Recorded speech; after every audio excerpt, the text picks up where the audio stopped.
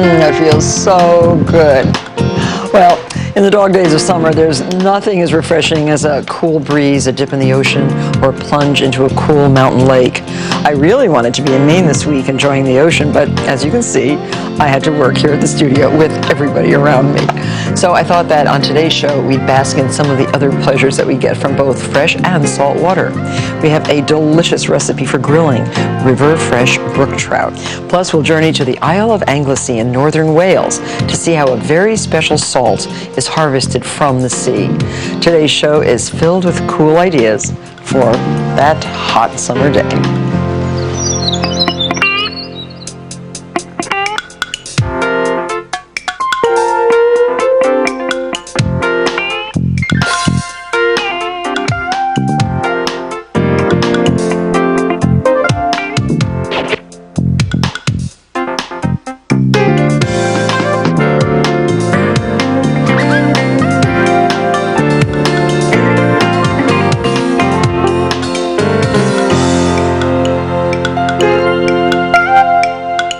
The Isle of Anglesey is the northernmost part of Wales, and it's here that we discovered the Halen Môn Sea Salt Company, making what I think is one of the purest and tastiest salts in the world.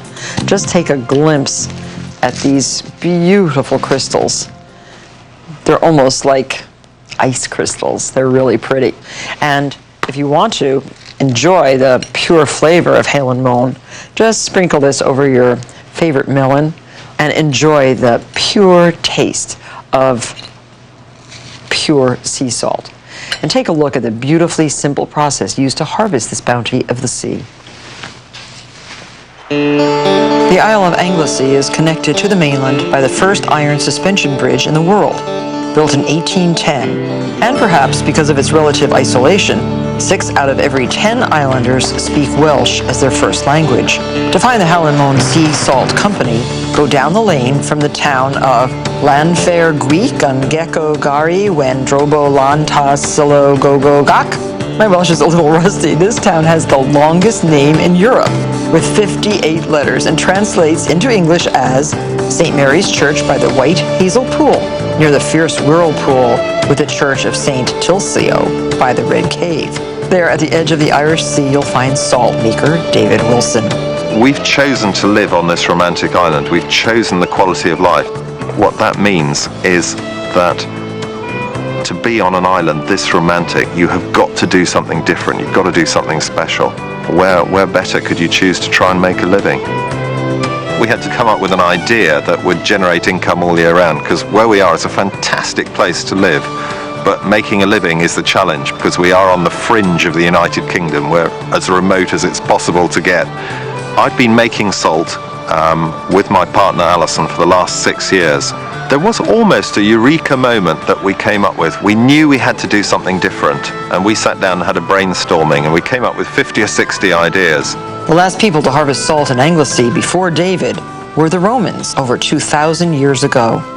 They were the first people, and they had to pay their soldiers, and in fact the word salary comes from the Roman salt. The Romans have proved you could do it.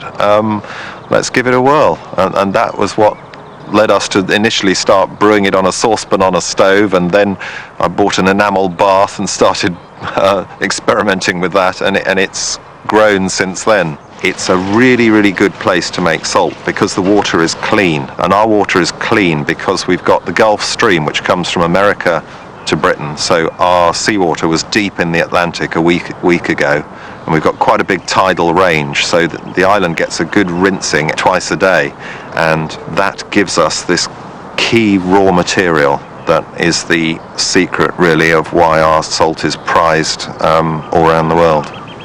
Ultimately, all salt comes from the sea, but most commercial salt is mined from rock salt deposits deep inside the land, using an aggressive industrial process that strips it of its nutrients such as magnesium, calcium, zinc, iodine, all the elements that actually our bodies need. People think that salt can be bad for you. Have a limited amount of good quality salt, and that really is absolutely beneficial for you. The process begins by drawing raw seawater from under the sand with a powerful pump. The sand acts as the first natural filter. It's filtered by one of nature's best filters, and that is mussels. And in front of the sandbank we've got a bed of 2,000 tons of mussels that are here. Each one of those filters 9 pints an hour. Raw seawater is clean, it's beautiful, it's been filtered by the sand and the mussels, but it's still only 3.5% salt, so somehow we've got to extract that white gold, if you like. We take it into a food environment where it's protected by screens, and so nothing can get into it at that point. There the water is put into 6-inch deep shallow pans. A small amount of heat is added from above, and that generates a bit more evaporation. When it reaches a critical point, crystals form on the surface, and they're beautiful crystals. They're all like snowflakes. They're all very, very slightly different, and then they get slightly heavier and they break the surface tension and then drop to the bottom of the pan. Each morning, the salt crystals are harvested by the staff and put into large piles. The salt is then rinsed in its own brine to make sure that it has the right taste, texture, and trace elements of calcium and magnesium. And it will drain, and then it's put into a dryer overnight, so as a dehumidifier takes out the last bit of moisture, and we can't add chemicals to it, we can only just suck the moisture out of the air, and then they'll be put into the food grade bins, and then the team will set to and pack. The best way of explaining the difference in taste between good sea salt and chemical salt is to try it on an organic tomato or a boiled egg or something very simple and plain, or a salad, and you will find that there's a difference in taste sensation on your tongue, and pure sodium chloride from rock salt actually has a bitter aftertaste to it. Ours is often described as slightly sweet with a pleasant aftertaste. Sea salt is a fantastic product, and ours is really the best of the best. When you think of barbecuing, well, you think about steaks and chicken and ribs and hamburgers and hot dogs. But in fact, grilling is also a healthy, flavorful way to cook seafood. And today I'm going to grill these really delicious, fresh, beautiful rainbow trout. I'm going to marinate them first for a little while just to impart a little bit of extraordinary flavor to the flesh of these fish. And the fish, oh, they are beautiful. They've been already filleted inside but left whole. And I've left the tails and the heads on. So we're going to make a marinade out of 1/4 cup of freshly squeezed lemon juice, 1/4 cup of dry white wine, and we'll just add that to our measuring cup there, and about 2 tablespoons of extra virgin olive oil. Generally, making marinades, I like to really keep the amount of oil to a minimum.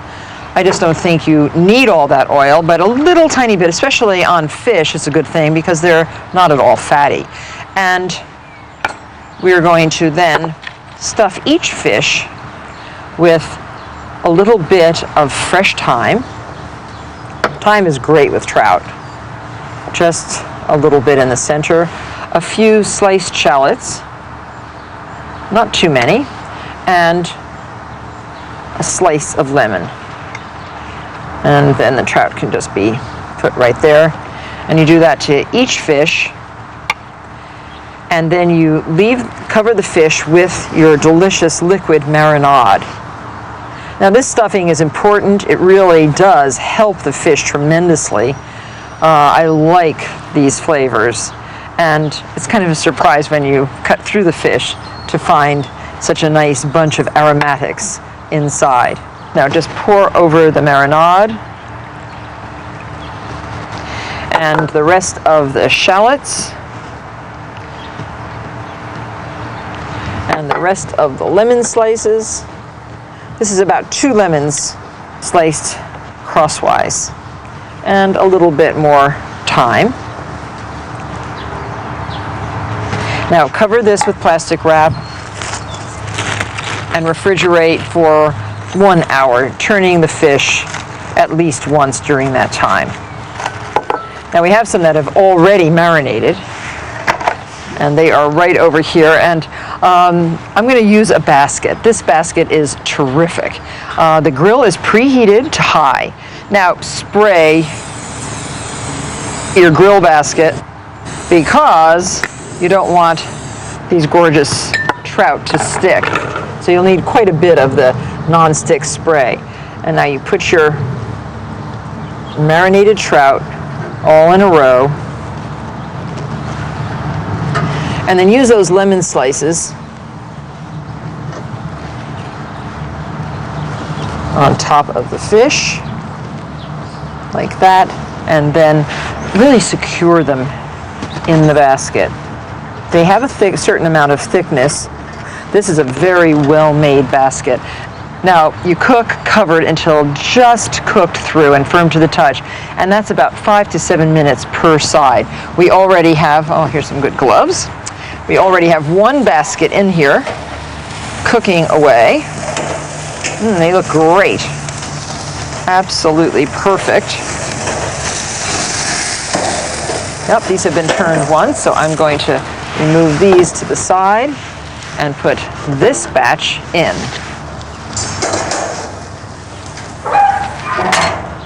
And just time it, 5 to 7 minutes. This is a great tray, this enamel tray, because it's gigantic. So release the top. There. Oh, they look amazing, don't you think? Now, since the fish continues to cook once it's removed from the grill, you might want to take it off when it looks just shy of done. But these look just exactly ready to eat, and that's what we want.